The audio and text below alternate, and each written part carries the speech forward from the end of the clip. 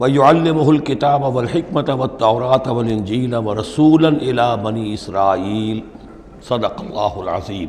اس آیہ مبارکہ کے بارے میں ایک نقطہ تو میں بیان کر چکا ہوں کہ تقابل جو ہے ذہن میں رکھنا چاہیے کہ حضرت یحییٰ علیہ السلام کے بارے میں ان کے لیے جو بھی توصیفی کلمات اللہ تعالیٰ نے ارشاد فرمائے ان میں آخری ہے نبیم من الصالحین، اور حضرت عیسیٰ علیہ السلام کے لیے یہاں پر جو الفاظ آئے ہیں وہ رسولاً الی بنی اسرائیل، اس کو نوٹ کر لیجئے، پھر آئندہ چل کر اس کے اور بھی حوالے آئیں گے۔ دوسری بات جو نوٹ کرنے کی ہے وہ یہ کہ کتاب اور حکمت اور تورات اور انجیل، ان چار چیزوں کے مابین جو تین واو آئے ہیں ان میں سے دو واو عطف ہیں، ایک واو تفسیر ہے۔ اللہ ان کو سکھائے گا کتاب اور حکمت یعنی تورات اور انجیل۔ یہ درمیانی واو جو ہے یہ یعنی کے معنی میں ہے، اس لیے کہ جیسا کہ میں کئی مرتبہ پہلے بتا چکا ہوں، تورات میں صرف احکام تھے، حکمت نہیں تھی، انجیل میں صرف حکمت ہے، احکام نہیں ہے، اور اسی نقطے کو سمجھ لینے سے ساری گتھی حل ہوتی ہے، اور اگر اسی کو نہیں سمجھا ہے لوگوں نے تو پھر بہت ان کے ذہنوں میں پریشانیاں رہیں۔ تو اس مقام کو نوٹ کیجئے، وَيُعَلِّمُهُ الْكِتَابَ وَالْحِكْمَةَ،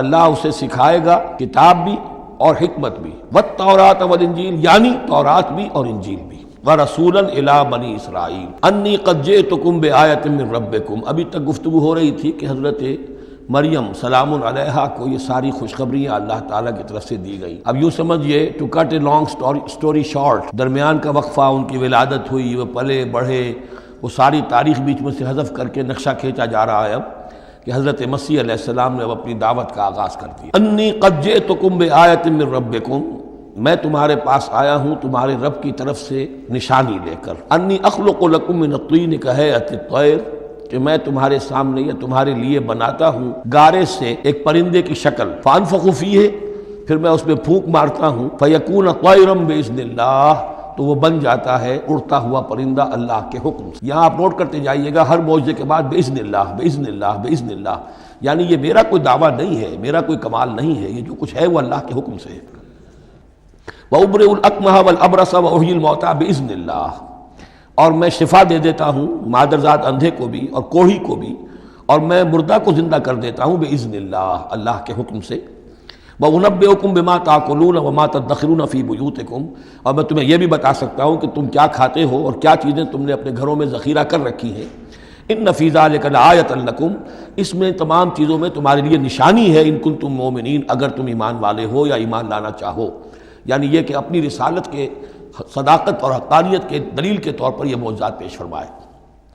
وَمُصَدِّقًا لِمَا بَيْنَ يَدَيَّ مِنَ التَّوْرَاةِ، اور میں تصدیق کرتے ہوئے آیا ہوں اس کی کہ جو میرے سامنے موجود ہے تورات میں سے۔ وَلِأُحِلَّ لَكُمْ بَعْضَ الَّذِي حُرِّمَ عَلَيْكُمْ، اور تاکہ میں کچھ حلال قرار دوں تم پر وہ چیزیں جو تم پر حرام کر دی گئی ہیں۔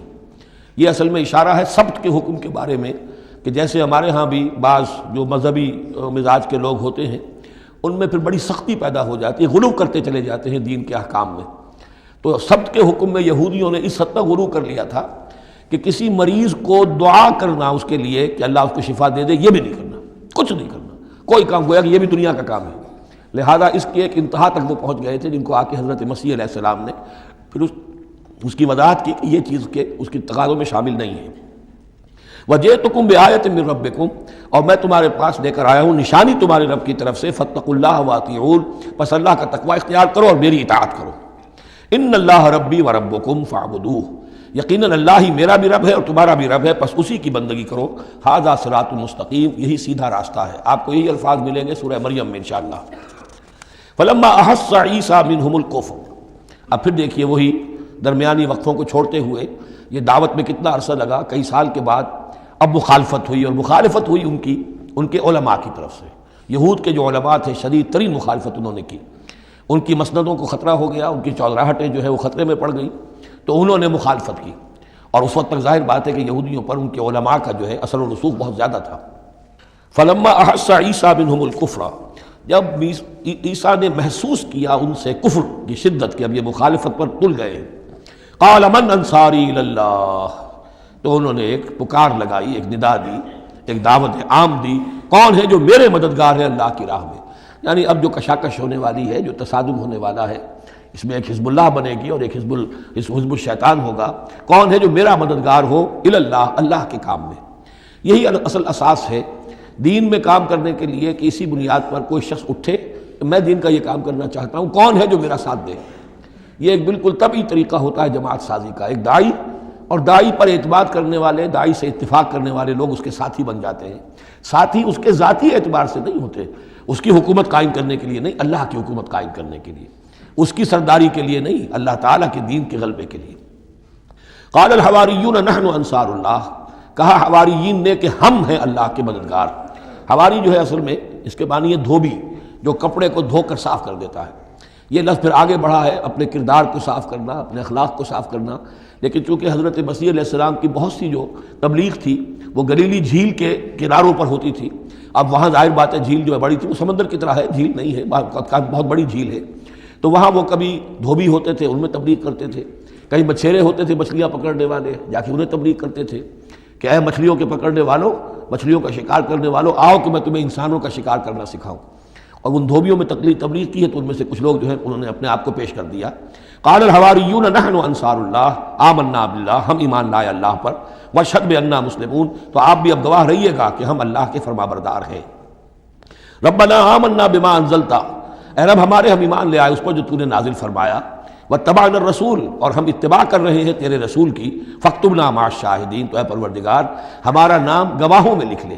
یہ گواہ یہی ہے کہ جو لفظ اختیار کیا گیا ہے اب عیسائیوں کے خاص فرقے کی طرف سے، یہواز وٹنسز، یہوا کا لفظ جو ہے وہ عبرانی میں خدا کے لیے، خدا کے گواہ، یعنی وہی بات کہ جو قرآن مجید میں آئی ہے، وَكَذَلِكَ جَعَلْنَاكُمْ أُمَّةً وَسَطًا لِتَكُونُوا شُهَدَاءَ عَلَى النَّاسِ وَيَكُونَ الرَّسُولُ عَلَيْكُمْ شَهِيدًا، تو اللہ ہمیں اپنے گواہوں میں ہمارا نام لکھ لے، یہواز وٹنسز۔ فاکتبنا مع الشاہدین، مراد یہ نہیں ہے کہ یہ یہواز وٹنسز وہ لوگ ہیں، میں نے صرف وہ لفظ کی مناسبت کہ انہوں نے یہ لفظ کیوں اختیار کیا ہے، تو یہ لفظ قدیم ہے، اسلامی حکمت اور اسلام کی مصطلحات جو ہیں ان میں اس کی ایک حیثیت ہے۔ وَمَكَرُوا وَمَكَرَ اللَّهُ، اب انہوں نے بھی چالیں چلی اور اللہ نے بھی چال چلی۔ وہ جو ان کے فریسی بیٹھے ہوئے تھے، علماء بیٹھے ہوئے تھے، وہ چالیں چل رہے تھے کسی طرح اس کو پکڑوائیں، کسی طرح، اس لیے کہ وہاں جو حکومت تھی وہ یہودیوں کی نہیں تھی، اگرچہ یہودی ایک بادشاہ تھا، پپٹ کنگ، جیسے کنگ فاروق ہوتے تھے مصر کے اندر، اصل حکومت انگریزوں کی تھی لیکن کنگ فاروق بیٹھے ہوئے ہیں، اسی طرح کا وہ پپٹ کنگ تھا کہ جو یہودیوں میں سے تھا، اصل حکومت تھی رومیوں کی، اور رومی گورنر پائلیٹس پونٹس وہ وہاں پر موجود تھا، اور اس طرح کی کوئی کیپٹل پنشمنٹ جو ہے وہ یہودی خود نہیں دے سکتے تھے جب تک کہ وہ جو اصل گورنر ہے اس کی طرف سے اس کا حکم صادر نہ کیا جائے، لیکن ان کی مذہبی عدالتیں تھیں، اس میں بیٹھ کر یہ ان کے مفتی، ان کے فریسی، ان کے علماء بیٹھ کے فیصلے کرتے تھے، اور اگر وہ فیصلہ دے دیتے تھے تو ان فیصلوں کی ایگزیکیوشن جو ہے وہ پھر رومن گورنمنٹ کے تھرو، اور وہ ہوتی تھی اس کی جو تنفیذ جو ہے وہ پائلیٹس پونٹس کے ذریعے سے، لہذا ان کے ہاتھ بندھے ہوئے تھے۔ اب کسی طریقے سے پھنسوائیں اس کو، سوال الٹے سیدھے کرنے، ایسے سوال کرنے کہ وہ جواب دیں تو اس میں بغاوت کی بو آ جائے، تو کہیں دیکھو یہ رومیو یہ تمہارا باغی ہے، اس طرح کی وہ چالیں چل رہے تھے۔ وَمَكَرُوا وَمَكَرَ اللَّهُ، اللہ کی اپنی چال تھی۔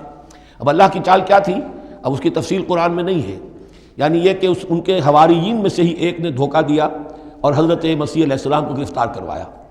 اب اس کے بعد اللہ تعالیٰ نے جو کچھ انجیل برنباس میں ہے، قرآن میں نہیں ہے، حدیث میں نہیں ہے، ہمارے اولین جو مفسرین ہیں ان کے ہاں بھی نہیں ہے، لیکن یہ انجیل برنباس، ایونجیلیم برنابے، جو پوپ کی لائبریری سے برآمد ہوئی ہے، اس کے اندر یہ تفصیل ہے کہ جس حواری نے آپ کو غداری کر کے پکڑوایا تھا، گرفتار کروایا تھا، اس کی شکل حضرت مسیح کی بدل دی اللہ نے، اور وہ پکڑا گیا، سولی وہ چڑھا ہے، اور حضرت مسیح پر وہ ہاتھ ڈال ہی نہیں سکے، بلکہ جس باغ میں آپ روپوش تھے، جیسے ایک کوٹھڑی سی بنی ہوئی تھی جس میں کوئی آلات وغیرہ رکھ دیتے ہیں، اس باغ میں وہ روپوش تھے اور اس کوٹھڑی میں عبادت کر رہے تھے، باقی جو ان کے حواری ہیں 12 وہ باہر تھے۔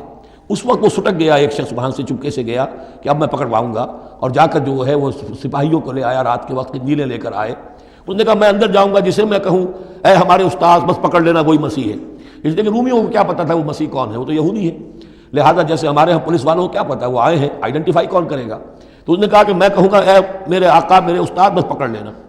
اب یہ جب اندر داخل ہوا تو جیسے ہی کمرے میں داخل ہوا، اس کوٹھڑی میں اس کی چھت پھٹی، 4 فرشتے نازل ہوئے، حضرت مسیح کو لے کر وہ چلے گئے، اور اس شخص کی شکل جو ہے وہ بدل دی گئی حضرت مسیح والی۔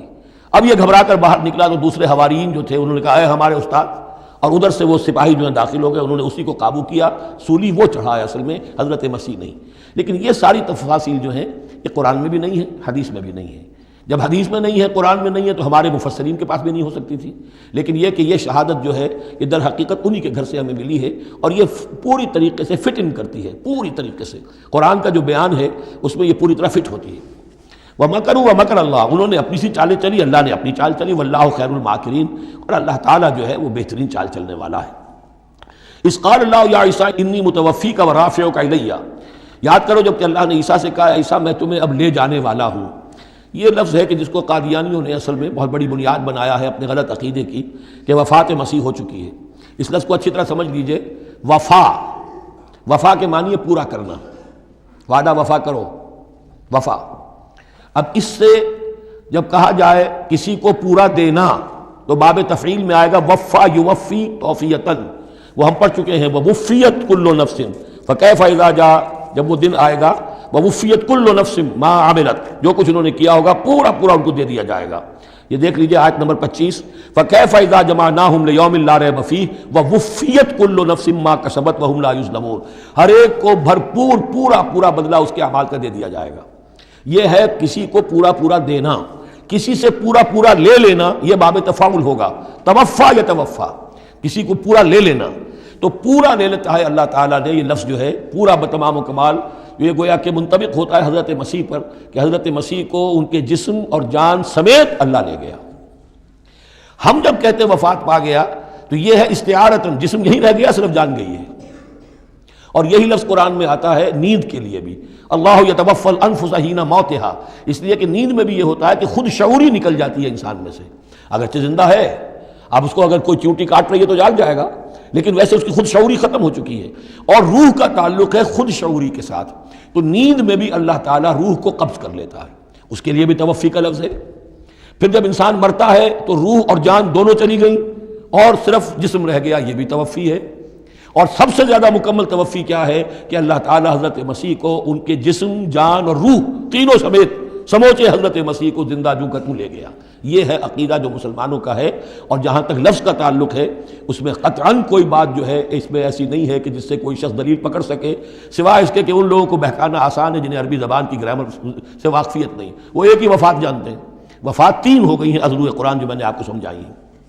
اس قال اللہ یا عیسیٰ انی متوفیک، میں تمہیں لے جاؤں گا، ورافعک الیہ، اور تمہیں اپنی طرف اٹھا لوں گا، ومطہرک من الذین کفروا، اور تمہیں پاک کر دوں گا ان لوگوں سے جنہوں نے تمہارے ساتھ کفر کیا ہے، وجاعل الذین اتبعوک فوق الذین کفروا الی یوم القیامہ، اور جو لوگ بھی تیری پیروی کریں گے انہیں میں ہمیشہ ہمیش کے لیے قیامت تک ان کے اوپر رکھوں گا کہ جنہوں نے کفر کیا ہے تیرے ساتھ، جو تیرا انکار کر رہے ہیں یہودی، اس کے بعد سے جو پسے ہیں آج تک پس رہے ہیں۔ حضرت مسیح سن 30 میں اٹھا لیے گئے یا 33 میں، اور اس کے بعد سے آپ کو معلوم ہے کہ مسلسل سن 70 عیسوی میں ہیکل سلیمانی ختم ہوا، 1,20,000 یا 1,33,000 یہودی ایک دن میں ٹائٹس نے قتل کیے یروشلم میں، حضرت مسیح کے رفع سماوی کے 40 برس بعد۔ ان کا ہیکل سلیمانی بھی وہ جو ہے وہ ختم کر دیا گیا، اب اس کی ایک دیوار ہے، میں بتا چکا ہوں 1927-28 برس ہو گئے ہیں کہ ان کا کعبہ گرا پڑا ہے۔ 1917 سے پہلے تک، بلکہ یوں سمجھیے پہلے 500 برس تک تو ان کا داخلہ بھی ممنوع تھا۔ یہ تو حضرت عمر کے ہاتھوں جب فتح ہوا ہے، یہ ڈائسپورا کا ان کا پیریڈ کہلاتا ہے۔ ایک پیریڈ ان کا کیپٹیوٹی کا تھا، جبکہ وہ نیبوکڈنیزر لے گیا تھا انہیں اور بیبیلونیا میں قید میں رکھا ہے، وہ ہے ان کا پیریڈ آف کیپٹیوٹی۔ اس کے بعد واپس آئے حضرت عزیر کے زمانے میں، دوبارہ دوسرا ٹیمپل بنایا، اس کے بعد یہ ٹیمپل سن 70 عیسوی میں ختم ہوا، اور ڈائسپورا کہلاتا ہے کہ منتشر ہو جانا۔ انہیں وہاں سے نکال دیا گیا تھا کہ تم دفع ہو جاؤ یہاں سے، فلسطین میں تم نہیں رہ سکتے۔ کوئی روس چلا گیا، کوئی ہندوستان چلا گیا، کوئی مصر چلا گیا، کوئی اور یورپ چلا گیا، پوری دنیا میں پھیل گئے۔ یہ ڈائسپورا اولاً ختم ہوا ہے حضرت عمر رضی اللہ تعالیٰ عنہ کے ہاتھ سے، جب فتح ہوا ہے یروشلم۔ اس وقت حضرت عمر نے اس کو یروشلم کو اوپن سٹی قرار دیا کہ یہاں عیسائی بھی آ سکتے ہیں، مسلمان بھی آ سکتے ہیں، یہودی بھی آ سکتے ہیں، یہ سب کا مشترک شہر ہے۔ لیکن جو عیسائی تھے یروشلم کے، انہوں نے جب ہینڈ اوور کیا تھا، فتح نہیں کیا تھا مسلمانوں نے یروشلم، ایک ٹریٹی کے تحت، ایک معاہدے کے تحت ہینڈ اوور کیا تھا۔ اس معاہدے میں یہ شرط انہوں نے لکھوائی تھی کہ یہودیوں کو یہاں آباد ہونے کی اجازت نہیں دیں گے۔ چنانچہ یہ اجازت تو ہو گئی حضرت عمر کے زمانے سے کہ آ سکتے ہیں، زیارت کر سکتے ہیں، لیکن یہاں رہ نہیں سکتے، پراپرٹی پرچیز نہیں کر سکتے، کوئی مکان نہیں بنا سکتے، سیٹل نہیں ہو سکتے۔ یہ رہا ہے جب تک کہ موجود رہی ہے اسلامی خلافت۔ ترکوں نے بھی اجازت نہیں دی، بڑی سے بڑی رشوتیں یہودیوں نے دینی چاہیے انہیں، اور در حقیقت خلافت کا خاتمہ جو کروایا یہودیوں نے وہ اس لیے کہ انہیں یہ نظر آتا تھا کہ اس خلافت کے ہوتے ہوئے ہمارے لیے ممکن نہیں رہے گا کہ ہم کسی طرح بھی فلسطین میں دوبارہ آباد ہو سکیں. لیکن پھر برطانیہ کے جو وزیر تھا بالفور، اس کے ذریعے سے انہوں نے بالفور ڈکلریشن 1917 میں حاصل کیا ہے. پھر ان کو حق ملا ہے کہ یہ یہاں آ کر جائیداد بھی خرید سکتے ہیں، سیٹل بھی ہو سکتے ہیں. اور اس کے یوں سمجھیے کہ 31 برس کے بعد پھر اسرائیل کی ریاست وجود میں آئی ہے. یہ تاریخ ذہن میں رہے. اگرچہ 1917 کے بعد سے انہیں کچھ سانس تو مل گیا ہے، اب ایک طرح سے محسوس ہوتا ہے کہ دنیا میں بڑے اقتدار پر ہیں، مٹھی بھر ہیں. یہ زیادہ سے زیادہ 13-14 ملین ہے، 1.5 کروڑ سے بھی کم. لیکن پوری دنیا کی سب معیشت جو ہے اس کا بڑا حصہ ان کے کنٹرول میں ہے. لیکن پھر بھی یہ سب کچھ جو ہے وہ عیسائیوں کی سپورٹ کی وجہ سے ہے. اگر عیسائی ان کی مدد نہ کریں تو ان کا تو یوں سمجھیے کہ ٹکڑے اڑا کر رکھ دیں عرب ایک دن میں. لیکن اب پیچھے پوری امریکہ کی حکومت ہے، امریکہ کے حواریین ہیں، خاص طور پر west white Anglo Saxon Protestants. امریکہ اور برطانیہ وہ تو گویا کہ ان کے در خرید ہیں ایک طرح سے. اور بھی جو ممالک ہیں عیسائی اب یہ فتح کر چکے ہیں ان سب کو. عیسائیوں کے اوپر ان کا غلبہ ہے. اس لیے اب جو شکل ہے وہ بھی یہ ہے کہ ان کا وجود ہے یہی کہ عیسائی ہیں اوپر، اور یہ مانوی طور پر سازشی انداز میں انہیں کنٹرول کر رہے ہیں. اذ قال اللہ یا عیسیٰ انی متوفیک ورافعک الی ومطہرک من الذین کفروا وجاعل الذین اتبعوک فوق الذین کفروا الی یوم القیامہ ثم الی مرجعکم فاحکم بینکم فیما کنتم فیہ تختلفون. پھر تم سب جو ہے تمہارا لوٹنا میری ہی طرف ہے، اور پھر میں تمہیں بتا دوں گا اور فیصلہ کر دوں گا تمہارے مابین ان باتوں میں جن میں تم اختلاف کر رہے تھے. فاما الذین کفروا فاعذبهم عذابا شدیدا فی الدنیا والآخرہ. تو وہ لوگ کہ جو کفر کی روش اختیار کریں گے میں انہیں عذاب دوں گا، بہت سخت عذاب، دنیا میں بھی اور آخرت میں بھی. وما لهم من ناصرین، اور نہیں ہوں گے ان کے لیے کوئی مددگار. واما الذین آمنوا وعملوا الصالحات، اور جو ایمان لائیں گے اور نیک عمل کریں گے فیوفیہم، اب دیکھیے وفا یوفی دینا، پورا پورا دینا، تو ان کو وہ پورا پورا دے گا اجورہم، ان کا اجر. واللہ لا يحب الظالمین، اللہ ظالموں کو پسند نہیں کرتا. ذالک نتلوہ علیک من الآیات والذکر الحکیم، یہ وہ چیزیں ہیں جو ہم آپ کو پڑھ کر سنا رہے ہیں. گویا کہ یہاں بھی پس منظر میں حضرت جبرائیل علیہ السلام ہے کہ یہ اللہ تعالیٰ کی آیات ہیں اور ذکر حکیم ہے جو ہم آپ کو پڑھ کر سنا رہے ہیں. ان مثل عیسیٰ عند اللہ کا مثل آدم، عیسیٰ کی مثال اللہ کے نزدیک آدم کی سی ہے. خلقہ من تراب ثم قال له کن فیکون، اسے بنایا مٹی سے پھر کہا ہو جا، وہ ہو گیا. اب یہ آیت وہ ہے قرآن مجید میں کہ جو لوگ بھی اسپیشل کریشن کے قائل ہیں کہ حضرت آدم کسی ایولیوشن کے نتیجے میں کسی سپیشیز کے وجود میں آنے کے بعد اس کے ایک فرد کی حیثیت سے نہیں ان کا استفاع ہوا، بلکہ وہ اسپیشلی کریٹ کیے گئے ہیں مٹی سے براہ راست، ان کے حق میں یہ آیت دلیل ہے. تو یہ جو بھی نظریات ہیں ابھی، چونکہ ایولیوشن بھی ہے تو وہ بھی نظریہ ہے، تھیوری آف اسپیشل کریشن ہے وہ بھی نظریہ ہے. نظریوں کے باب میں انسان ادھر ادھر کوئی رائے رکھ سکتا ہے، ابھی یہ کوئی طے شدہ حقائق نہیں ہے. ان میں ہم غور کر سکتے ہیں کہ قرآن مجید میں کس مقام پر کس چیز کے لیے کوئی تائید یا کوئی تھوڑی سی توثیق نکلتی ہے. تو اللہ کے نزدیک تو عیسیٰ کی مثال ایسے ہی ہے جیسے آدم، اسے مٹی سے بنایا اور کہا کن فیکون. تو اب اگر اسپیشل کریشن کا معاملہ ہے تو نہ باپ نہ ماں، بغیر باپ اور بغیر ماں کے تو کیا وہ الہ بن گئے؟ بنانے والا تو اللہ ہے. حضرت عیسیٰ ماں تو ہے باپ نہیں ہے، حمل تو ہوا ہے، 9 مہینے ماں کے پیٹ میں تو رہے ہیں، تو وہ تو آدم سے کم معاملہ ہوا تخلیق میں اعجاز کے اعتبار سے. اور حضرت اس سے کم تذرا دیکھ لو تو بوڑھے پھونس حضرت زکریا اور بوڑھی پھونس ان کی اہلیہ جو ساری عمر بانج رہی اور ان کو اللہ نے اولاد دے دی. تو یہ سارے جو ہے معجزات ہیں، اللہ کا اختیار ہے جو چاہے کرے، اس سے کسی کی الوہیت کی دلیل نہیں نکلتی. الحق من ربک، یہ حق ہے آپ کے رب کی طرف سے. فلا تکن من الممترین، تو ہرگز نہ ہو جانا اس میں شک کرنے والوں میں سے. فمن حاجک فیہ، تو اے نبی جو بھی اس معاملے میں آپ سے اب بھی حجت بازی کرے، جھگڑا کرے، بحث کر رہا ہے، ابھی سینگ الجھا رہا ہے بحث کے اندر، من بعد ما جاءک من العلم، جبکہ آپ کے پاس تو العلم آ چکا، آپ جو بات کہہ رہے ہیں وہ علی وجہ البصیرت کہہ رہے ہیں. فقل تعالوا، تو اب آخری چیلنج کیا ہے؟ کہہ دیجئے اچھا آؤ. یہ جو ان کا آیا تھا، 2 بڑے بڑے ان کے لاٹ پادری تھے، ابو حارثہ ابن القمہ اور قرز بن القمہ، اور ان کی سرکردگی میں 70 افراد تھے جو کہ نجران سے آئے تھے. یہ سارا کئی دن معاملہ چلتا رہا، اور پھر آخر میں حضور سے کہا گیا اچھا آپ مباہلہ کیجئے.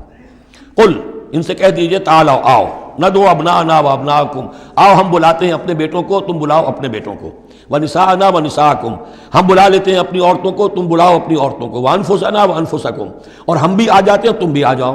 ثم نبتہل، پھر ہم گڑ گڑا کر اللہ سے دعا کریں. فنجعل لعنت اللہ علی الکاذبین، تو ہم کہیں کہ اللہ جو ہم میں سے جھوٹا ہو اس پر لعنت کر دے. یہ مباہلہ ہے. اور یہ مباہلہ ہوتا ہے کب؟ جب کہ احقاق حق ہو چکے، بات پوری واضح ہو جائے، آپ کو یقین ہو کہ یہ میرا مخاطب جو ہے بات سمجھ گیا ہے، صرف ضد میں اڑا ہوا ہے، اس وقت پھر یہ مباہلہ آخری شے ہوتی ہے، تاکہ ظاہر ہو جائے۔ اگر تو واقعتاً اسے یقین ہے تو وہ مباہلہ کی چیلنج قبول کر لے گا، اور اگر دل میں چور ہے، وہ جانتا ہے کہ حق بات تو اسی کی ہے، اور لہٰذا پھر وہ مباہلہ نہیں کرے گا۔ چنانچہ یہی ہوا، انہوں نے مباہلے سے انکار کیا، فرار کی راہ اختیار کی، اور ایسے ہی چلے گئے۔ فمن حاجك فيه من بعد ما جاءك من العلم فقل تعالوا ندعو ابناءنا وابناءكم ونساءنا ونساءكم وانفسنا وانفسكم ثم نبتهل فنجعل لعنة الله على الكاذبين ان هذا لهو القصص الحق۔ یہ ہے صاف صاف جو بھی سرگزشت ہے صحیح اور حق، وہ یہ ہے۔ وما من الہ الا اللہ، اور نہیں ہے کوئی معبود اللہ کے سوا۔ وان اللہ لهو العزیز الحکیم، اور یقیناً اللہ تعالیٰ ہی ہے زبردست اور کمال حکمت والا۔ یہاں اب دوسرا حصہ ختم ہو گیا۔ یہ 31 آیات ہیں، 32 اور 31 مل کر یہ 63 آیت پر۔ فَإِن تَوَلَّوْا، پھر اگر وہ پیٹھ موڑ لیں، فَإِنَّ اللَّهَ عَلِيمٌ بِالْمُفْسِدِينَ، یہاں آ کر 63 آیات ہوئی، پھر اگر وہ پیٹھ موڑ لیں تو اللہ تعالیٰ خوب جانتا ہے مفسدوں کو کہ یہ ماننے والے نہیں ہیں، لہذا وہ پورا قافلہ واپس چلا گیا۔ اب یہ جو تیسرا حصہ نصف اول کا آ رہا ہے، یہ پھر انہی 4 رکوعوں کے بہت مشابہ ہے کہ جو سورہ بقرہ میں آئے تھے 15ویں سے لے کر 18ویں رکوع تک، جس میں تحویل قبلہ، حضرت ابراہیم کا ذکر، کعبے کا ذکر، پھر اہل کتاب کو دعوت، وہ کیفیت آپ کو یہاں ملے گی۔ قل یا اہل الکتاب تعالوا الی کلمۃ سواء بیننا وبینکم، اے نبی کہیے اے اہل کتاب، اب یہاں جمع کر لیا گیا یہود اور نصارہ دونوں کو۔ وہاں گفتگو زیادہ تر یا بنی اسرائیل تھی، ابھی تک حضرت عیسیٰ کا معاملہ تھا، وہ گویا کہ نصرانیوں سے بات تھی، اب ہے اہل کتاب، دونوں کے دونوں۔ قل یا اہل الکتاب تعالوا الی کلمۃ سواء بیننا وبینکم، کہیے کہ اے کتاب والو آؤ ایک ایسی بات کی طرف جو ہمارے اور تمہارے مابین بالکل برابر ہے، متفق علیہ ہے۔ وہ کیا ہے؟ اللہ نعبد الا اللہ، اللہ کے سوا کسی کی بندگی نہ کریں، ولا نشرک بہ شیئا، اس کے ساتھ کسی چیز کو شریک نہ ٹھہرائیں، ولا یتخذ بعضنا بعضا اربابا من دون اللہ، اور ہم میں سے کوئی ایک دوسرے کو اللہ کے ساتھ رب نہ بنا لے۔ اس سے مراد کیا ہے؟ جیسے کہ پوپ کو انہوں نے رب بنا لیا، کہ پوپ کو اختیار ہے جس چیز کو چاہے حلال قرار دے دے، جس چیز کو چاہے حرام قرار دیتے، یہ گویا کہ ان کو اس کو پوپ کو بھی رب مان لینا ہے۔ چنانچہ یہ واقعہ ہے کہ مشہور جو سخی تھے حاتم طائی، ان کے بیٹے عدی ابن حاتم رضی اللہ تعالیٰ عنہ، وہ ایمان لائے، عیسائی تھے پہلے، تو انہوں نے ایک مرتبہ حضور سے کہا کہ یہ قرآن یہ کہتا ہے کہ ہم نے اللہ کے سوا کسی اور کو رب بنا لیا، تو یہ بات کچھ سمجھ میں نہیں آئی، ہم نے تو کسی کو رب نہیں بنایا۔ تو حضور نے فرمایا کیا یہ صحیح نہیں ہے کہ تمہارے جو پادری کہہ دیں، جو پوپ کہہ دے کہ یہ حق ہے، یہ صحیح ہے، یہ جائز ہے، اس کو تم جائز مان لیتے ہو، جس کو وہ کہہ دیں حرام ہے، حرام مان لیتے ہو، کہ جی ایسا تو ہے۔ تو یہ حق جو ہے یہ صرف اللہ کا ہے، اور جو اس حق کو اختیار کرتا ہے وہ گویا رب ہونے کا دعویٰ کرتا ہے۔ اب یہ ساری قانون سازی جو شریعت کے خلاف کی جا رہی ہے، یہ خدائی کا دعویٰ ہے جو لوگ کر رہے ہیں بیٹھے ہوئے، اور ان ہاؤسز میں پہنچنے کے لیے جو بےتاب ہوتے ہیں اور اس کے لیے کروڑوں روپیہ خرچ کرتے ہیں، جہاں جا کر یا تو پہلے طے ہو جائے یہاں کوئی قانون سازی کتاب و سنت کے منافی نہیں ہو سکتی، پھر جائیے، پھر وہاں پر جا کر قانون سازی کتاب و سنت کے دائرے کے اندر کیجیے۔ لیکن جہاں یہ نہیں ہے تو وہ جو فرمایا یہاں پر نوٹ کر لیجئے، تعالوا الی کلمۃ سواء بیننا وبینکم الا نعبد الا اللہ ولا نشرک بہ شیئا ولا یتخذ بعضنا بعضا اربابا من دون اللہ فإن تولوا، پھر اگر وہ منہ موڑ لیں، فقولوا، اے مسلمانوں تم کہو، فقولوا اشہدوا بأننا مسلمون، اچھا بھائی آپ لوگ گواہ رہے ہم تو مسلمان ہیں، ہم نے تو اللہ کی اطاعت قبول کر لی، ہم ان تینوں باتوں پر قائم رہیں گے، آپ کو اگر پسند نہیں ہے تو آپ کی مرضی۔ یا اہل الکتاب، اے کتاب والو، لم تحاجون فی ابراہیم، تم ابراہیم کے بارے میں کیوں جھگڑتے ہو؟ وما انزلت التوراۃ والانجیل الا من بعدہ، حالانکہ تم بھی مانتے ہو کہ تورات بھی ان کے بعد نازل ہوئی، انجیل بھی بعد میں نازل ہوئی، یہودیت بعد کی پیداوار ہے اور نصرانیت بھی بعد کی پیداوار ہے۔ تو ما کان ابراہیم یہودیا ولا نصرانیا ولکن کان حنیفا مسلما، وہ تو مسلمان تھے، وہ تو اللہ کے فرما بردار تھے، یہودی یا نصرانی تو نہیں تھے۔ افلا تعقلون، تو کیا تم عقل سے کام نہیں لیتے؟ ہاں انتم ہؤلاء حاججتم فیما لکم بہ علم، دیکھو یہ تم لوگ اب تک جو بھی باتیں کرتے رہے ہو، تم نے مباحثہ کیا ہے، وہ ان چیزوں کے بارے میں بھی ہے جس کا تمہیں کچھ علم ہے۔ فلم تحاجون فیما لیس لکم بہ علم، ایسی چیزوں کے بارے میں حجت بازی کیوں کرتے ہو جن کے لیے تمہارے پاس کوئی دلیل ہی نہیں، کوئی بنیاد نہیں، کوئی علم نہیں؟ ابراہیم کو کیا قرار دو گے، نصرانی یا یہودی؟ واللہ یعلم وانتم لا تعلمون، اللہ جانتا ہے تم نہیں جانتے۔ ما کان ابراہیم یہودیا ولا نصرانیا، اچھی طرح تمہیں بھی معلوم ہے ابراہیم نہ یہودی تھے نہ نصرانی تھے، ولیکن کان حنیفا مسلما، وہ تو اللہ کے فرما بردار تھے بالکل یکسو ہو کر۔ وما کان من المشرکین، اور نہ ہی وہ مشرکوں میں سے تھے۔ گویا کہ 3 طبقات جو موجود تھے عرب میں اس وقت، یا مشرکین عرب تھے، وہ بھی اپنے آپ کو منسوب کرتے تھے، وہ تو چونکہ نسل تو حضرت اسماعیل کی ہے تو وہ بھی کہتے تھے ہمارے رشتہ ابراہیم سے ہے، یہودی بھی نصرانی بھی، لیکن فرمایا ابراہیم جو ہے وہ نہ یہودی تھے نہ نصرانی تھے نہ مشرک تھے۔ ان اولی الناس بابراہیم الذین اتبعوہ، یقیناً ابراہیم سے سب سے زیادہ قربت رکھنے والے لوگ تو وہ ہیں جو ان کی پیروی کرتے ہیں، اور وہ کون ہے؟ وَهَذَا النَّبِيُّ، یہ نبی محمد صلی اللہ علیہ وسلم، وَالَّذِينَ آمَنُوا، اور وہ کہ جو ان پر ایمان لائے، وَاللَّهُ وَلِيُّ الْمُؤْمِنِينَ، اور اللہ ان مومنوں کا ساتھی ہے، مددگار ہے، پشت پناہ ہے، حمایتی ہے۔ وَدَّتْ طَائِفَةٌ مِّنْ أَهْلِ الْكِتَابِ لَوْ يُضِلُّونَكُمْ وَمَا يُضِلُّونَ إِلَّا أَنفُسَهُمْ وَمَا يَشْعُرُونَ، اہل کتاب کا ایک گروہ جو ہے تلا ہوا ہے، اس پر آرزومند ہے کہ اے مسلمانوں تمہیں کسی طریقے سے گمراہ کر دیں۔ لَوْ يُضِلُّونَكُمْ وَمَا يُضِلُّونَ إِلَّا أَنفُسَهُمْ، وہ نہیں گمراہ کر سکیں گے مگر اپنے آپ کو، وَمَا يَشْعُرُونَ، انہیں اس کا شعور نہیں ہے۔ یا اہل الکتاب، دیکھیے کو انداز جو ہے بڑا ہی داعیانہ، جیسا کہ وہ جو 5واں رکوع تھا سورہ بقرہ کا، اس طرح کا انداز ہے یہاں۔ یا اہل الکتاب لما تکفرون بآیات اللہ وانتم تشہدون، اے کتاب والو، اے اہل کتاب، کیوں تم اللہ تعالیٰ کی آیات کا انکار کرتے ہو جبکہ تم اس کے قائل ہو، پہچان چکے ہو، دل میں جان چکے ہو۔ یا اہل الکتاب لما تلبسون الحق بالباطل وتکتمون الحق وانتم تعلمون، اے اہل کتاب کیوں تم حق کے اوپر باطل کا ملمہ چڑھاتے ہو، کیوں حق کو چھپاتے ہو جانتے بوجھتے۔ یہ بھی اس 5ویں رکوع میں آیت موجود تھی، ولا تلبسوا الحق بالباطل وتکتموا الحق وانتم تعلمون۔ وقالت طائفۃ، اب ایک بڑی سازش کا ذکر ہو رہا ہے کہ جو انہوں نے کی تھی مسلمانوں کے خلاف اور محمد رسول اللہ کو ناکام بنانے کے لیے۔ اس سازش کا پس منظر کیا تھا کہ چونکہ صورتحال یہ آ چکی تھی دنیا کے سامنے کہ جو ایک مرتبہ دائرہ اسلام میں داخل ہو جاتا تھا، اب چاہے اسے مار دیں، اسے پیٹیں، اسے بھوکا رکھیں، اسے سزا دیں، جو بھی ٹارچر کریں، واپس نہیں آتا۔ تو دھاک بیٹھ گئی نا کہ اسلام کے اندر کوئی ایسی کشش ہے، اسلام کے اندر کوئی ایسی حقانیت ہے، کوئی ایسی مٹھاس ہے کہ ایک آدمی بڑی سے بڑی قربانی دینے کو تیار ہے، ایک دفعہ اسلام قبول کرنے کے بعد اسلام کو سے دستبردار ہونے کو تیار نہیں۔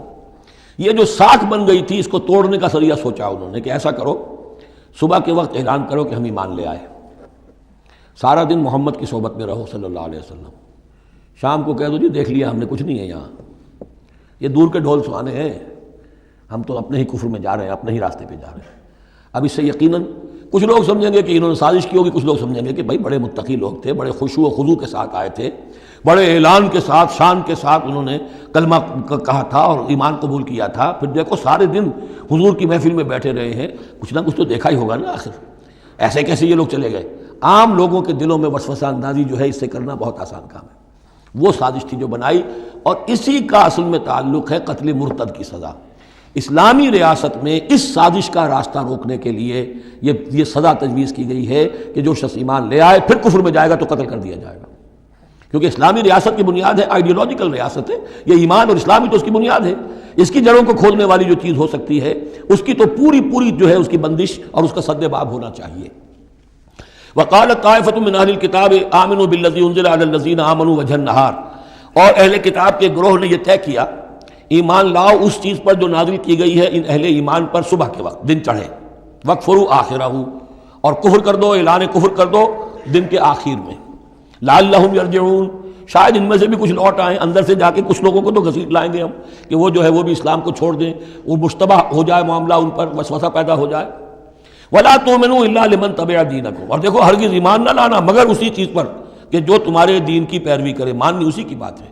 یعنی خطرہ بھی تھا کہ 4-6 اگر ہم جا کر حضور کے پاس اگر چند گھنٹے گزاریں گے تو کہیں ایسا نہ ہو کہ ہم میں سے کوئی واقعی پھر اس کا دل کھل جائے، طے کر کے گئے دیکھو ایمان نہیں لانا ہے ہم نے، وَلَا تُؤْمِنُوا إِلَّا لِمَن تَبِعَ دِينَكُمْ، اس پر ایمان نہیں لانا ہے ہم نے، لیکن صرف اعلان کرنا ایمان کا۔ یہ ہے مثال قرآن مجید میں شعوری نفاق، یعنی جو وقت انہوں نے گزارا ہے یہ ہے تو اسلام کا، قانوناً تو مسلمان ہیں، اگر اس دوران میں ان میں سے کوئی مر جاتا تو اس کی نماز جنازہ پڑھی جاتی، لیکن انہیں معلوم تھا کہ ہم مسلمان نہیں ہیں۔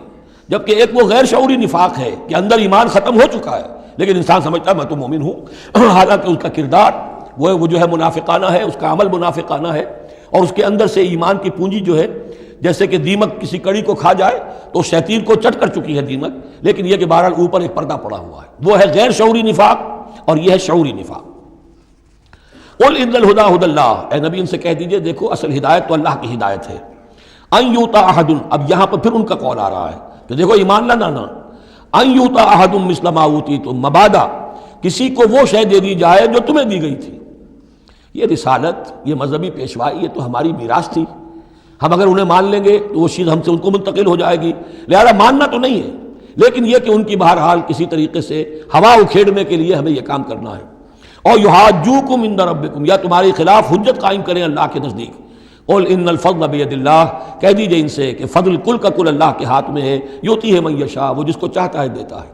اس نے 2000 برس تک ایک منصب پر تمہیں فائز رکھا، اب جو ہے تم اس منصب کے نااہل ثابت ہو چکے ہو، تمہیں معزول کر دیا گیا، اور اب ایک نئی امت ہم نے بنائی ہے اور اس کو اس مقام پر نصب کر دیا ہے، انسٹالیشن ہو چکی ہے۔ واللہ ذو الفضل العظیم، قل ان الفضل بید اللہ یؤتیہ من یشاء واللہ واسع علیم، اللہ بہت وسعت والا اور جاننے والا ہے۔ یختص برحمتہ من یشاء، وہ مختص کر لیتا ہے اپنی رحمت کے لیے جس کو چاہتا ہے۔ واللہ ذو الفضل العظیم، اللہ بڑے فضل کا مالک ہے۔ ومن اہل الکتاب، اب یہاں ایک اور نقطہ سمجھ لیجئے کہ برے سے برے گروہ کے اندر بھی کہیں نہ کہیں کوئی افراد اچھے بھی ہوتے ہیں۔ داعی کے لیے یہ ضروری ہے کہ ان کو بھی مینشن کرتا رہے کہ ان میں اچھے لوگ بھی ہیں، تاکہ وہ جو لوگ ہیں ان کے دلوں کے اندر نرمی پیدا ہو۔ اسی طرح برے سے برے آدمی میں کوئی اچھائی بھی ہے، آپ اگر اسے دعوت دے رہے ہیں حق کی طرف، اس میں جو اچھائی ہے اس کو مانیے، تاکہ اسے معلوم ہو کہ اسے مجھ سے قد نہیں ہے، دشمنی نہیں ہے، جو میری بات واقعی اچھی ہے اس کو تو یہ تسلیم کر رہا ہے، لیکن جو بات غلط ہے اس کو رد کر رہا ہے۔ تو یہ دعوت کا اور تبلیغ کا بہت اہم حصہ ہے۔ اگر آپ ٹوٹلی نگیٹ کر دیں گے تو وہ بھی کہے گا کہ یہ بھی اندھا بہرا ہے تو میں بھی اندھا بہرا رہوں، یہ میری اچھائی کو بھی نہیں دیکھ سکتا، صرف میری برائی نظر آ رہی ہے۔ اور اگر وہ سمجھے کہ میری برائی کی بھی صحیح نشاندہی کر رہا ہے، جو میری اچھائی ہے اس کو بھی مان رہا ہے، تو اس کا دل کھلے گا، وہ آپ کی بات سنے گا۔ وَمِنْ أَهْلِ الْكِتَابِ مَنْ إِنْ تَأْمَنْهُ بِقِنْطَارٍ، اہل کتاب میں سے ایسے بھی ہیں کہ اگر ان کے پاس تم امانت رکھوا دو ڈھیروں مال، یؤدِّهِ إِلَيْكَ، وہ تمہیں پورا واپس کر دے گے۔ امانت دار ان میں موجود ہیں۔ وَمِنْهُمْ، اور ان میں سے ایسے بھی ہیں، مَنْ إِنْ تَأْمَنْهُ بِدِينَارٍ، ان کے پاس اگر 1 دینار بھی امانت رکھوا دو، لا یؤدِّهِ إِلَيْكَ، وہ تمہیں واپس نہیں کرے گا، ادا نہیں کرے گا تمہیں، إِلَّا مَا دُمْتَ عَلَيْهِ قَائِمًا، الا یہ کہ تم اس کے سر کے اوپر کھڑے ہو جاؤ، مسلط ہو جاؤ، تب تو دے دے گا ورنہ نہیں دے گا۔ اچھا، یہ ہے ان کے اکثر کا کردار، لیکن جو بھی تھوڑے بہت تھے ان میں ان کی اچھائی کا بھی ذکر کر دیا۔ اور بالفعل اس قسم کے کردار کے لوگ جو ہیں وہ عیسائیوں میں تھے، یہودیوں میں تو نہ ہونے کے برابر تھے، لیکن اہل کتاب کا مسئلہ ہو رہا ہے اس میں یہ دونوں گروپ موجود ہیں۔ ذالک بانہم، اور یہودیوں میں یہ کردار کیوں آ گیا ہے، کیوں بے ایمانی خیانت کیوں آ گئی؟ ذالک بانہم قالوا لیس علینا فی الامیین سبیل، یہ اس لیے کہ انہوں نے یہ عقیدہ گھڑ لیا ہے کہ ان امیین کے بارے میں ہم پر کوئی ملامت نہیں ہے۔ یہ اچھی طرح سمجھ لیجئے، یہودیوں کا یہ عقیدہ تورات میں نہیں ہے، لیکن اصل جو کتاب ہے ان کی مذہبی وہ تورات نہیں ہے، تالمود ہے۔ یوں سمجھیے کہ تورات تو ہے ام الکتاب ان کی جو بھی ہے، لیکن جو ان کا ساری شریعت ہے، جو ان کے ضوابط ہیں، قوانین ہیں، قواعد ہیں، عبادات کی تفاصیل ہیں، وہ سب ہیں تالمود میں۔ اور تالمود میں یہ بات موجود ہے کہ یہودی کے لیے یہودی سے جھوٹ بولنا حرام، غیر یہودی سے جیسے چاہو جھوٹ بولو۔ یہودی کے لیے کسی یہودی کا مال ہڑپ کرنا ناجائز حرام، غیر یہودی جنٹائلز اور گوئمز ان کا مال جس طرح چاہو دھوکے سے بائی ہوک بائی کروک جس طرح چاہو ہڑپ کرو۔ تو یہ ہمارے اوپر مواخذہ ہی نہیں ہے، اس لیے کہ یہ جو لوگ ہیں غیر یہودی یہ انسان ہے ہی نہیں، یہ اصل میں انسان نما حیوان ہے، اور ان سے فائدہ اٹھانا ہمارا حق ہے، جیسے کہ گھوڑے کو ٹانگے میں جوتنا انسان کا حق ہے، بیل کو اپنے ہل کے اندر جوت لینا یہ انسان کا حق ہے۔ تو ہمارا حق ہے ان حیوانوں سے، ہم جو چاہے لوٹ لیں، کھسوٹ لیں، ان کی رضامندی سے لے لیں، ظلم کریں، اس میں ہم پر کوئی پکڑ نہیں ہوگی، کوئی محاسبہ نہیں۔ یہ تالمود میں باقاعدہ لکھا ہوا ہے۔ ذالک بانہم قالوا، اس لیے کہ ایک پکچر بھی اس پر بنی ہے جو امریکہ کے عیسائیوں نے بنائی ہے، the other side of Israel, جس میں کہ انہوں نے ایک شخص نے ایک یہودی کتب خانے میں جا کر کتابیں نکال کر پھر اس کے اوپر نشان لکھا کر یہ چیزیں لکھی ہوئی ہیں۔ کیا یہودیت کا جو اصل چہرہ ہے وہ اس ڈاکومنٹری کے اندر، ویڈیو کے اندر واضح کر دیا گیا ہے ان کی کتابوں کے حوالے سے۔ ذالک بانہم قالوا لیس علینا فی الامیین سبیل، یہ اس لیے ہے ان میں یہ خیانت اور بے ایمانی اور جھوٹ اور دغا کہ انہوں نے یہ عقیدہ گھڑ لیا ہے کہ غیر یہودی لوگوں کے بارے میں ہم سے کوئی پرسش ہی نہیں ہے، کوئی ہمارے اوپر کوئی ذمہ داری ہے ہی نہیں۔ وَيَقُولُونَ عَلَى اللَّهِ الْكَذِبَ وَهُمْ يَعْلَمُونَ، اور وہ تو اللہ تعالیٰ کی طرف نسبت دے رہے ہیں، منسوب کر رہے ہیں جھوٹ کو، اور وہ جانتے بوجھتے کر رہے ہیں، ان کے علماء جانتے ہیں۔ بَلَا مَنْ أَوْفَىٰ بِعَهْدِهِ وَاتَّقَىٰ فَإِنَّ اللَّهَ يُحِبُّ الْمُتَّقِينَ، کیوں نہیں، جو کوئی بھی اللہ کے ساتھ کیا ہوا اپنے عہد کو پورا کرے گا اور تقویٰ کی روش اختیار کرے گا تو اللہ تعالیٰ کو تو متقین پسند ہے۔ ان الذين يشترون بعهد الله وايمانهم ثمنا قليلا، یقیناً وہ لوگ کہ جو اللہ تعالیٰ سے جو عہد انہوں نے کیا تھا اسے فروخت کرتے ہیں اور اپنی قسموں کو فروخت کرتے ہیں حقیر سی قیمت پر۔ جب دیکھتے ہیں کہ ہماری بات لوگ جو کچھ شک کر رہے ہیں، اچھا جی ہم خدا کی قسم کھا کر کہتے ہیں کہ ایسا ہے، اب یہ جھوٹی قسمیں۔ ثمنا قلیلا اولئک لا خلاق لهم فی الآخرہ، یہ وہ لوگ ہیں کہ جن کے لیے کوئی حصہ نہیں ہے آخرت میں. ولا یکلمهم اللہ، نہ اللہ ان سے کلام کرے گا. ولا ينظر الیہم یوم القیامہ، اور نہ ان کی طرف نگاہ کرے گا قیامت کے دن. ولا یزکیہم، نہ ان کو پاک کرے گا. یہ بھی سورہ بقرہ میں تقریباً پورا مضمون آ چکا ہے. ولہم عذاب علیم، ان کے لیے دردناک عذاب ہے. وان منہم لفریقا یلوون السنتہم بالکتاب، اور ان میں سے ایک گروہ ایسا بھی ہے جو اپنی زبان کو توڑتا مروڑتا ہے کتاب کو پڑھتے ہوئے. وہ الفاظ کو ذرا سا ادھر ادھر مروڑ کر معنی اور پیدا کر لیتے تھے. ان سے کہا گیا حتہ کہو تو ہنتا بنا دیا، بجائے اس کے کہ اللہ ہماری گناہ جھاڑ دے، ہمیں گیہوں دے. انہوں نے کہا کہنا ہے تم نے سمعنا واطعنا سمعنا وعصینا، تو وہ اسی طریقے کا معاملہ وہ کرتے تھے. جب تورات کو پڑھتے ہوئے بھی جب دیکھا کہ جو سائل آیا ہے وہ فتویٰ مانگ رہا ہے، اس کی پسند کچھ اور ہے، تو الفاظ کو توڑ مروڑ کر پڑھ کر کہہ دیا کہ دیکھو یہ کتاب کے اندر موجود ہے. وَإِنَّ مِنْهُمْ لَفَرِيقًا یلوون السنتہم بالکتاب لتحسبوہ من الکتاب، تاکہ تم سمجھو کہ وہ کتاب میں سے ہے. وما ہوا من الکتاب، وہ کتاب میں سے نہیں ہوتا. ویقولون ہوا من عند اللہ، اور وہ کہتے ہیں یہ اللہ کی طرف سے ہے. وما ہوا من عند اللہ، جبکہ وہ اللہ کی طرف سے نہیں ہوتا. فویل للذین یکتبون بایدیہم، یہ پڑھ چکے ہیں سورہ بقرہ کے اندر بھی کہ وہ لوگ کہ جو اپنے ہاتھوں سے لکھتے ہیں کہتے ہیں کہ اللہ کی طرف سے ہے. ویقولون علی اللہ الکذب وہم یعلمون، وہ اللہ پر جھوٹ تہمت باندھتے ہیں جانتے بوجھتے. ما کان لبشر ان یؤتیہ اللہ الکتاب والحکم والنبوۃ، کسی انسان کا یہ کام نہیں ہے، کسی انسان کے شایہ نشان نہیں ہے کہ اللہ تعالیٰ نے تو اس کو کتاب دی ہو، حکمت دی ہو، نبوت دی ہو. ثم یقول للناس کونوا عبادا لی من دون اللہ، پھر وہ لوگوں سے کہنے لگے کہ میرے بندے بن جاؤ اللہ کو چھوڑ کر. یہ اشارہ ہو رہا ہے اب نصرانیوں کی طرف کہ تمہارے طرف ہم نے رسول بھیجے، عیسیٰ ابن مریم کو ہم نے بھیجا، انہیں کتاب دی، ان کو حکم دیا، ان کو حکمت دی، نبوت دی، معجزات دیے، اور انہوں نے تو یہ اس کا کوئی امکان نہیں کہ وہ یہ کہتے کہ مجھے بنا لو اللہ کے سوا اپنا معبود. ما کان لبشر ان یؤتیہ اللہ الکتاب والحکم والنبوۃ ثم یقول للناس کونوا عبادا لی من دون اللہ ولکن کونوا ربانیین بما کنتم تعلمون الکتاب وبما کنتم تدرسون. وہ تو یہی کہے گا، اور یہی کہا کہ حضرت عیسیٰ نے کہ اللہ والے بنو، اللہ کی بندگی کرو، ربانی بن جاؤ، اللہ والے بن جاؤ اس چیز کے سبب کہ جو تم سکھلاتے ہو، دوسروں کو تعلیم دیتے ہو. اتامرون الناس بالبر وتنسون انفسکم وبما کنتم تدرسون، اور جو کچھ تم خود بھی پڑھتے تھے. یہ پڑھنا پڑھانا دین کا، سیکھنا سکھانا، تعلیم و تعلم قرآن، تعلیم و تعلم حدیث، تعلیم و تعلم فقہ، یہ اس لیے ہونا چاہیے کہ لوگوں کو اللہ والے بنایا جائے، نہ یہ کہ اپنے بندے بنا کر اور ان سے نذرانے وصول کر کے ان کا استحصال کیا جائے. ولا یامرکم ان تتخذوا الملائکۃ والنبی اربابا، وہ کبھی بھی تمہیں اس بات کا حکم نہیں دے گا کہ تم فرشتوں یا انبیاء کو رب بنا لو. فرشتوں کو رب بنایا مشرکین مکہ نے، فرشتوں کے نام پر اپنی وہ مورتیاں انہوں نے بنائی، لات عزا منات، اور انہوں نے ایک نبی کو اپنا رب بنا لیا. ایامرکم بالکفر بعد اذ انتم مسلمون، تو کیا وہ ایسا بندہ اللہ کا جس کو اللہ نے نبوت سے سرفراز کیا ہو، کیا تمہیں وہ کفر کا حکم دے گا جبکہ تم مسلم ہو چکے ہو، تم نے فرما برداری اختیار کر لی ہے. وَإِذْ أَخَذَ اللَّهُ مِيثَاقَ النَّبِيِّينَ، اور یاد کرو جب کہ اللہ نے تمام انبیاء سے ایک عہد لیا تھا. لَمَا آتَيْتُكُم مِّن كِتَابٍ وَحِكْمَةٍ، جب بھی میں تمہیں دوں گا کتاب اپنی اور حکمت.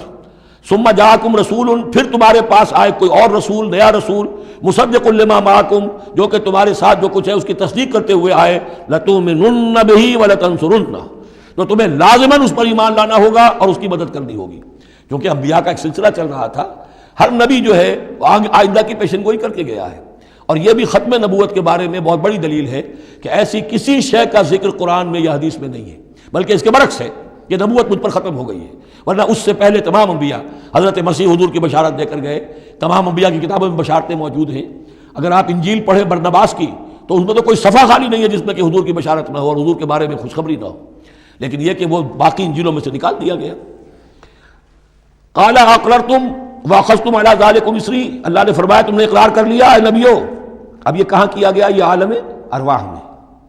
تمام نبی ایک دفعہ تو جمع نہیں ہو سکتے تھے، عالم ارواح میں یہ عہد لیا گیا ہے. تم نے اس کو قبول کیا اور اس پر میری ذمہ داری قبول کر لی. قالوا اقررنا، جیسے ہم سب کے سب کہہ کے آئے تھے الست بربکم قالوا بلا، ایسے ہی جنہیں نبوت سے سرفراز ہونا تھا ان کی ارواح سے یہ اضافی جو ہے عہد لیا کہ اگر میں تمہیں نبی بنا کر بھیجوں گا، تمہارے بعد جو نبی آئے گا پھر تمہیں اپنے لوگوں کو یہ کہہ کر جانا ہے کہ بعد میں آنے والے کی مدد کرنا اور اس کی نصرت کرنا، اس پر ایمان لانا. قال فاشهدوا وانا معكم من الشاهدين، تو اللہ نے کہا تو اچھا تم بھی گواہ رہو اور میں بھی گواہ ہوں. فمن تولى بعد ذلك، تو جس نے بھی منہ موڑ لیا اس کے بعد، فاولئک هم الفاسقون، تو یقیناً وہی ہے سرکش لاہنجار. افغیر دین اللہ یبغون، تو کیا یہ اللہ کے دین کے سوا کوئی اور دین چاہتے ہیں؟ وَلَهُ أَسْلَمَ مَن فِي السَّمَاوَاتِ وَالْأَرْضِ طَوْعًا وَكَرْهًا وَإِلَيْهِ يُرْجَعُونَ، جبکہ آسمانوں اور زمین میں جو کچھ ہے اللہ کے سامنے سر تسلیم خم کیے ہوئے ہے، چاہے خوشی سے اور چاہے مجبوراً، اور اسی کی طرف ان سب کو لوٹا دیا جائے گا۔ قُلْ آمَنَّا بِاللَّهِ، یہ دیکھیے 16ویں رکوع کی سورہ بقرہ کی آیات جو ہیں تقریباً تھوڑے سے لفظی فرق کے ساتھ، کہیے آمنا باللہ، ہم ایمان لائے اللہ پر، وما انزل علینا، جو نازل کیا گیا ہم پر، وما انزل علی ابراہیم و اسماعیل و اسحاق و یعقوب والاسباط، اور جو کچھ نازل کیا گیا ابراہیم پر، اسماعیل پر، اسحاق پر اور یعقوب پر اور ان کی اولاد پر، وما اوتی موسیٰ و عیسیٰ والنبیون من ربہم، جو بھی موسیٰ کو دیا گیا، عیسیٰ کو دیا گیا، تمام انبیاء کو دیا گیا ان کے رب کی طرف سے، لا نفرق بین احد منہم ونحن لہ مسلمون، ہم ان میں سے کسی ایک کے مابین بھی کوئی تفریق نہیں کرتے اور ہم تو اللہ کے فرما بردار ہیں۔ وَمَن يَبْتَغِ غَيْرَ الْإِسْلَامِ دِينًا فَلَن يُقْبَلَ مِنْهُ، جو کوئی اس اسلام کے سوا کوئی دین اختیار کرے گا اللہ اسے اس کی جانب سے قبول نہیں کرے گا۔ وَهُوَ فِي الْآخِرَةِ مِنَ الْخَاسِرِينَ، اور آخرت میں وہ پھر خسارے پانے والوں میں سے ہو کر رہے گا۔ کیف یہدی اللہ قوما کفروا بعد ایمانہم، کیسے ہدایت دے گا اللہ ان لوگوں کو جو ایمان کے بعد کافر ہو گئے۔ اس کا کیا مطلب ہے؟ یعنی ان کے دل ایمان لے آئے تھے، مان لیا تھا، حقیقت منکشف ہو گئی تھی، جیسے سورۃ النمل میں ہم پڑھیں گے وَجَحَدُوا بِهَا وَاسْتَيْقَنَتْهَا أَنفُسُهُمْ ظُلْمًا وَعُلُوًّا، انہوں نے انکار تو کیا لیکن ان کی جی نے، دل نے ان کے یقین کر لیا تھا کہ بات صحیح ہے۔ دل اقراری ہے، زبان انکاری ہے۔ زبان انکاری کیوں ہے؟ ظلمًا وعلوا، حق تلفی کرنے کے لیے اور اپنی سربلندی کے لیے، اپنی چودراہٹ کے لیے، بغیم بینہم، ورنہ دل ان کے ایمان لا چکے تھے۔ تو کیف یہدی اللہ قوما کفروا بعد ایمانہم، کہ جب حق منکشف ہو گیا، دل نے گواہی دے دی کہ حق ہے، پھر بھی کفر کیا۔ وَشَهِدُوا أَنَّ الرَّسُولَ حَقٌّ، اور انہوں نے گواہی دی کہ رسول حق ہے، آپس میں باتیں کرتے تھے۔ چنانچہ روایت میں آتا ہے کہ جو علقمہ کے دو بیٹے جو ہیں ابو حارثہ اور کرز، جب یہ چلے تھے یمن سے نجران سے، تو کہیں ٹھوکر لگی کرز کے گھوڑے کو، تو اس نے کہا تعیس العبد، ہلاک ہو جائے وہ دور والا، یعنی جس کی طرف ہم جا رہے ہیں، محمد کی طرف صلی اللہ علیہ وسلم۔ اس پر بڑے بھائی نے کہا، ابو حارثہ نے، تعیست امک، تیری ماں ہلاک ہو جائے۔ انہوں نے کہا کیوں؟ میں نے تو محمد کو کہا تھا جو کچھ کہا تھا، تمہیں کیوں اس طرح برا لگا؟ انہوں نے کہا تمہیں معلوم نہیں ہے وہ وہی نبی ہیں، ہم پوری طرح جان چکے ہیں وہ وہی نبی ہیں، ان کی شان میں گستاخی نہیں کریں گے، پکڑے جائیں گے ہم، وہ نبی ہیں اور وہی ہیں جن کے ہم منتظر تھے۔ انہوں نے کہا پھر مانتے کیوں نہیں؟ تم جانتے ہو ان بادشاہوں نے ہمیں بڑا مقام دیا ہوا ہے، رومن امپائر کے تحت تھے یہ لوگ اور مصر کی حکومت کے، اور انہوں نے ہمیں مقام دے رکھا ہے، ہمیں دولت دی ہے، ہمیں مال دیا ہے، ہمیں حیثیت دی ہے، مراتب دیے ہیں، اگر ہم نے محمد کو مان لیا تو سب چھن جائیں گے۔ یہ باقاعدہ روایت میں موجود ہے۔ ابھی آتے ہوئے تو جاتے ہوئے کیا حال ہوگا آپ اس کا اندازہ کیجئے، جبکہ مباہلے سے فرار کر کے گئے۔ وَشَهِدُوا أَنَّ الرَّسُولَ حَقٌّ، وہ گواہی دے چکے ہیں کہ رسول حق پر ہیں اور حق ہیں۔ وَجَاءَهُمُ الْبَيِّنَاتُ، اور ان کے پاس کھلی کھلی نشانیاں آ چکی ہیں۔ وَاللَّهُ لَا يَهْدِي الْقَوْمَ الظَّالِمِينَ، اللہ ایسے ظالموں کو ہدایت نہیں دیتا۔ أُولَٰئِكَ جَزَاؤُهُمْ أَنَّ عَلَيْهِمْ لَعْنَةَ اللَّهِ وَالْمَلَائِكَةِ وَالنَّاسِ أَجْمَعِينَ، یہ تو وہی لوگ ہیں کہ جن کا بدلہ یہ ہے کہ ان پر اللہ کی بھی لعنت ہے، فرشتوں کی بھی اور تمام انسانوں کی بھی۔ یہ الفاظ بھی سورہ بقرہ میں آ چکے ہیں۔ خالدین فیہا، وہ اسی لعنت میں رہیں گے۔ لا یخفف عنہم العذاب، ان کے عذاب میں کوئی تخفیف نہیں کی جائے گی۔ ولا ہم ینظرون، نہ انہیں کوئی مہلت ملے گی۔ الا الذین تابوا من بعد ذلک، ہاں ابھی دروازہ کھلا ہے توبہ کا، سوائے ان کے کہ جو اس کے بعد توبہ کر لیں، واصلحوا، اور اصلاح کر لیں اپنی یا نیک عمل کریں۔ فإن اللہ غفور الرحیم، تو ابھی توبہ کا دروازہ بند نہیں ہے، یقیناً اللہ غفور الرحیم ہے۔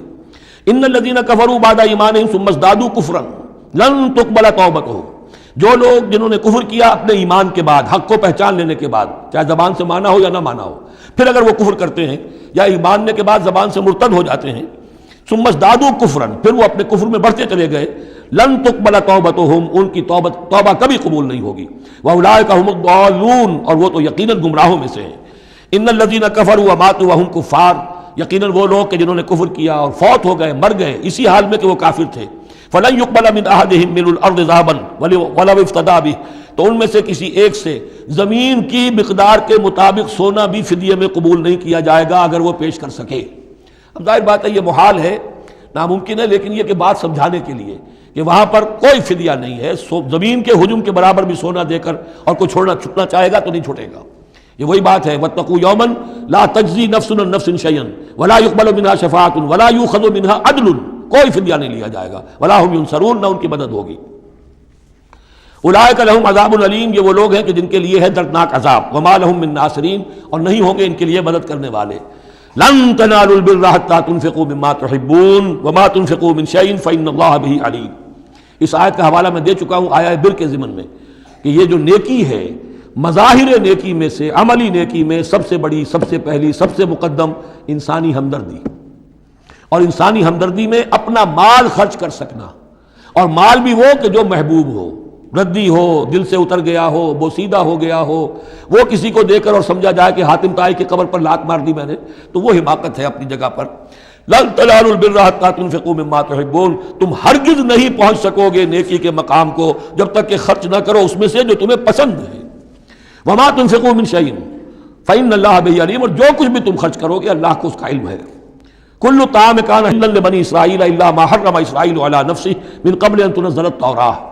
یہ بھی ایک جھگڑا تھا، یہودی کرتے تھے کہ ان کی شریعت میں اونٹ کا گوشت حرام تھا، حضور نے آ کر جو حرام چیزوں کا اعلان کیا اس میں اونٹ کا گوشت حرام نہیں ہے۔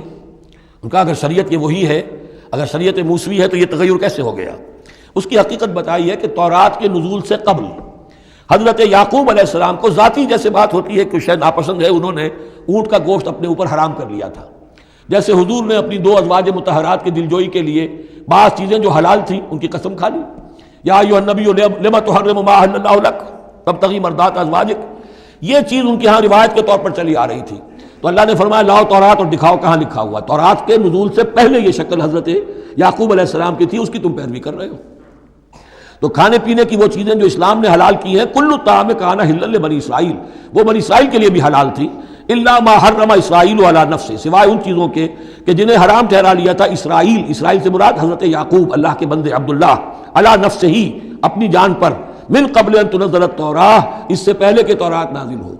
اس لیے کہ یہ تو 500 سال کا فصل ہے حضرت یعقوب میں اور نزول تورات میں۔ قل فاتوا بالتوراۃ فاتلوها، اے نبی ان سے کہیے تم جو اعتراض ہم پر کر رہے تو لاؤ تورات اور پڑھو اور دکھاؤ، ان کنتم صادقین، اگر تم سچے ہو۔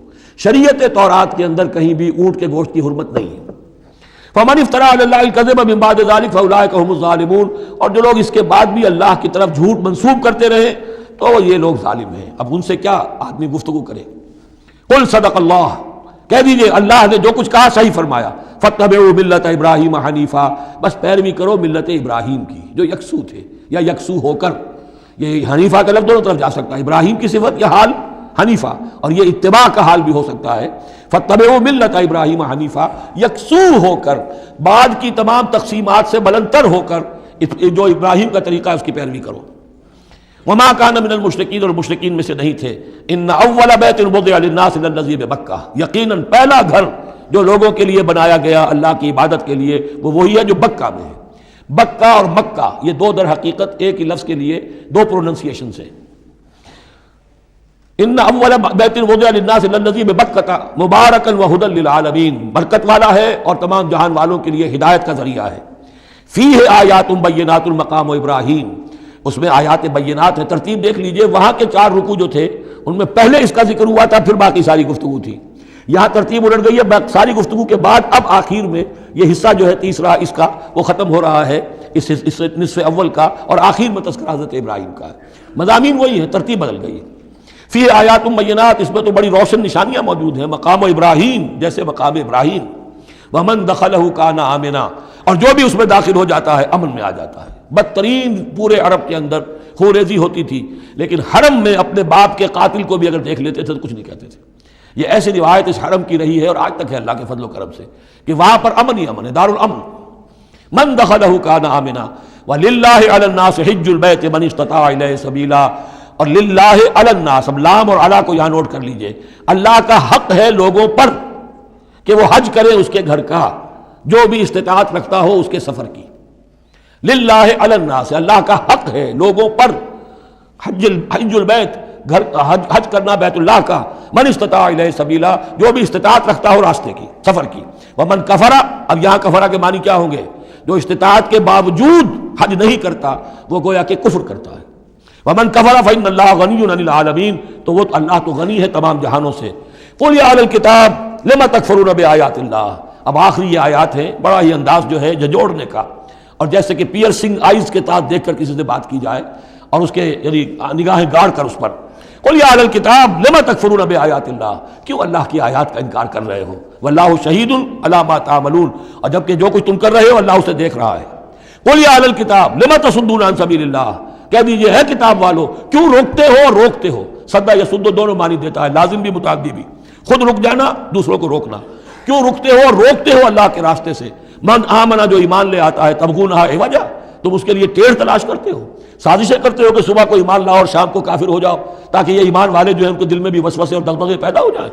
من آمنا تبغونہا عوجا، تم چاہتے ہو کہ وہ بھی کج راستہ اختیار کر لیں. وانتم شہداء، اور تم خود جانتے ہو جو کچھ کر رہے ہو.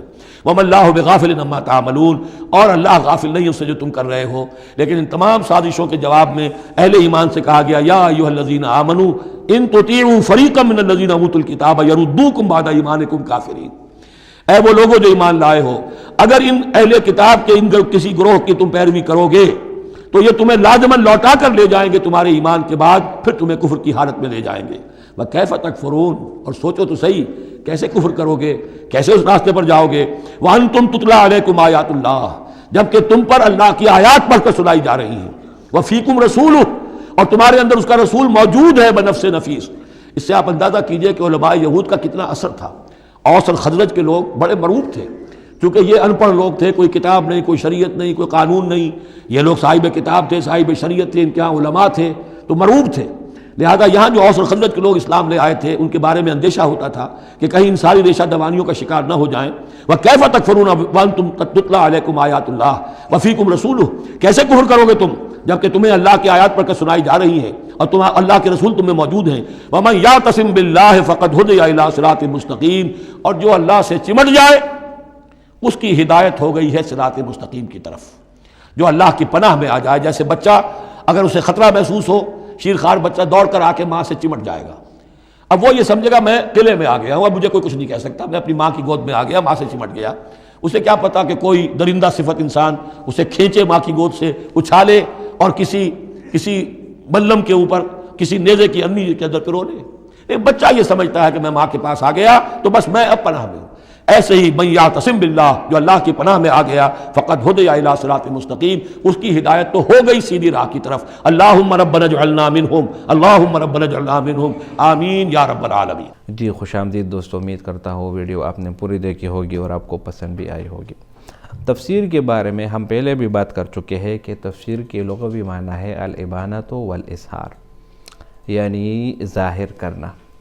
تو قرآن مجید کی جو تفسیر ہے وہ یہی ہے کہ قرآن مجید کو جب ہم پڑھتے ہیں تو اس مقصد کے ساتھ قرآن کریم کی تلاوت کرنا کہ اللہ تعالیٰ کی غرض ہمیں معلوم ہو جائے. یعنی اللہ تعالیٰ نے جب یہ قرآن نازل کیا، یہ کیوں نازل کیا اور اس کے جو احکامات ہیں ان کے تعلق آپس میں کیا ہے. تو اسی لیے قرآن مجید چونکہ اللہ کی آخری کتاب ہے، اسی لیے اسی قرآن مجید کی طرف ہم جب رجوع کرتے ہیں اور ہم اس کی تلاوت کرتے ہیں تو ہمارے سینوں میں نور جمع ہوتا ہے اور اسی قرآن کی ہدایت کی روشنی میں ہمارے لیے راستے کھل جاتے ہیں. اسی طرح قرآن مجید میں اللہ تعالیٰ فرماتے ہیں اِنَّا نَحْنُ نَزَّلْنَا الذِّكْرَ وَإِنَّا لَهُ لَحَافِظُونَ.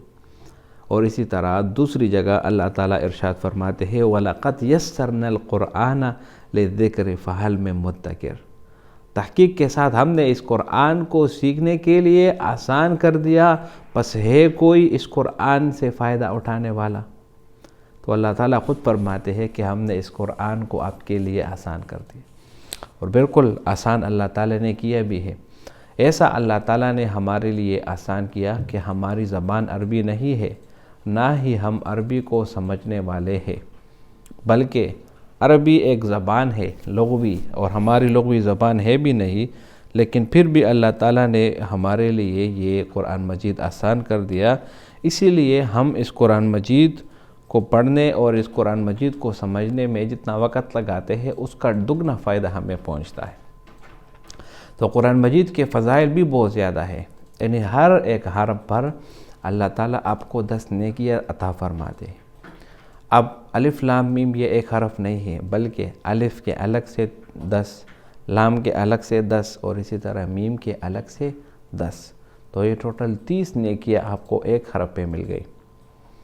اب ایک بہت مسئلہ جو ہمارے مسلمانوں کے درمیان درپیش آیا ہے وہ یہی درپیش آیا ہے کہ ہم مسلمانوں نے قرآن کو صرف اور صرف تلاوت تک محدود کر دیا، اور وہ بھی پورے سال نہیں بلکہ پورے سال صرف 1 مہینہ، اور وہ بھی رمضان المبارک۔